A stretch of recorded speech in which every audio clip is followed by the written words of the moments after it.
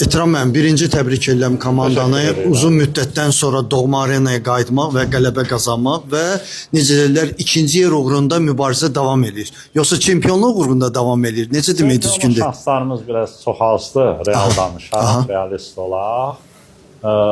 Hal-hazırda turnir cədvəlində mövqeyimizi qorumaq bizim adına böyük nailiyyət olar. Elə hesab edirik. Ona görə azərkeşlərimizin qarşısında qələbə ilə çıxmaq xüsusən bizi sevindirdi. Özdəki azərkeşlər elə bir ki, doğma arenaya qayıtmağa sevindilər və hiss olunur ki, azərkeşlər Avropa kubokun oyunları üçün darıxıblar.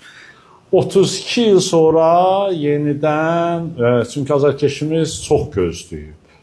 Həddindən artıq həsrət gözəl bir şeydir. Həsrət hər zaman hər bir şeyin dəyərini artırır. Amma 32 ildə etiraf edək ki, biraz çoxdur. Azərkeşimiz çox gözləyib.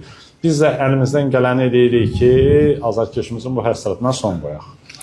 Və heç nə bitməyib, hələ davam edir, oyunlarımız davam edir, garantiləmək.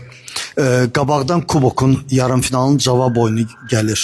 Belə deyim də, bir videoda çıxış edib demişdim ki, bu çox gözəl şansdır ki, Tovuza kuboku gətirmək. Şans varmı hələ? Əlbəttə var, əlbəttə var. Oyun bitməyib, oynayacaq, nəsib olacaq.